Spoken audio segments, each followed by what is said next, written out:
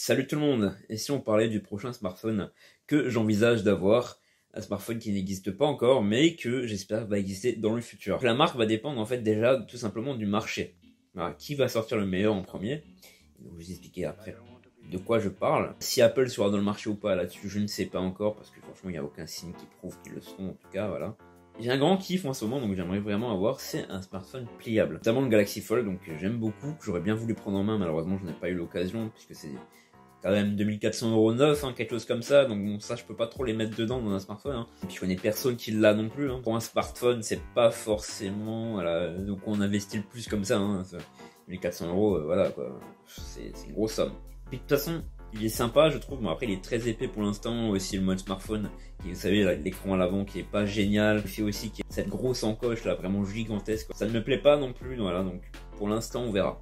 Voilà, pour l'instant...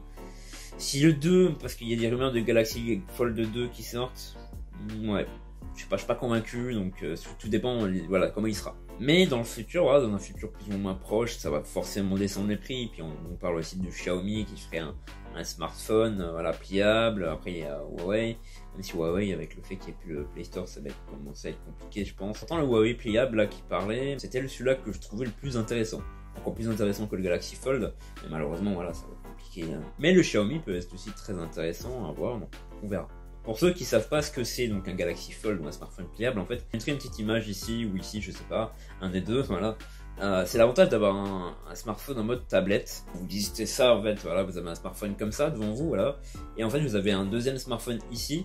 En fait vous pouvez plier, tac, vous faites ça, tac, voilà, ça se referme, tout simplement. Avec une charnière au milieu, donc avec un écran en plastique, hein, puisque le verre ne passe pas se plier. Donc avec un écran pliable, l'avantage c'est d'avoir une espèce de petite tablette portative. Puisqu'apparemment le prochain Galaxy Fold, donc le Galaxy Fold 2 devrait faire 9 pouces en mode tablette. C'est plus que l'iPad mini de 8,9 pouces. Voilà, donc c'est pour vous dire que ça sera quand même assez grand. Parce que maintenant il y a des smartphones de 7 pouces, c'est vraiment gigantesque, hein. 7 pouces c'est déjà énorme. Et le premier cas c'est qu'en plus c'est pas en 16 neuvième souvent. Donc c'est un peu embêtant, et puis même, cette pousse en main, c'est gigantesque quoi, faut le transporter ce machin, hein. Et puis c'est lourd aussi, hein, parce qu'il y a une grosse batterie dedans. Après le poids, c'est sûr qu'il ne sera pas changé avec le Galaxy Fold 2, au contraire il sera même plus lourd, hein, puisqu'il y a d'autres trucs à avoir, d'autres paramètres, hein. Il y a notamment voilà, la charnière au milieu qui doit prendre un poids aussi, après faut étudier plein de choses, hein. Voilà, que ça se plie et tout. Ça fait du poids en plus c'est sûr, et puis c'est compliqué de l'affiner aussi malheureusement, parce qu'en fait c'est clairement deux smartphones collés quoi, hein.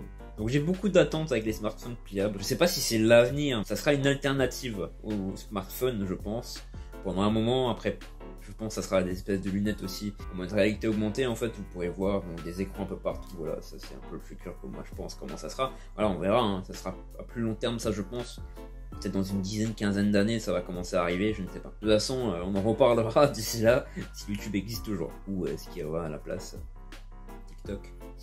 Je rigole bien évidemment. Quoique c'est pas impossible, hein, mais alors, on verra bien. Alors aussi à ne pas confondre le Galaxy Fold 2, c'est le Galaxy, vous savez, Flip, voilà, comment je trouvais plus le mot sur le coup, qui se plie, donc vous avez les smartphones comme ça, tac, vous le pliez, voilà, ça fait, ça est un peu à l'ancienne les smartphones qui se pliaient, qui étaient rabattables.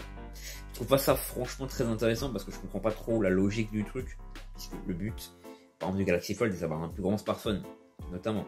Là le but c'est d'avoir un smartphone qui est plus petit mais dans la poche. Ça peut être pratique, c'est vrai qu'à l'époque les smartphones à clapet ça peut être sympa, mais je vois un peu moins l'intérêt personnellement. Donc écoutez, je vous ai donné mon point de vue maintenant, donc je pensais qu'il allait être. N'hésitez pas à me dire ce que vous en pensez en commentaire, donc ce qui vous intéresserait comme smartphone dans le futur. J'espère que cette vidéo vous a plu. N'hésitez pas à me suivre sur les réseaux sociaux, donc Facebook et Instagram. Les liens en description comme d'habitude. N'hésitez pas à partager la vidéo, à liker et à vous abonner. Je vous remercie. C'était OnlyTech. Salut tout le monde. End of time.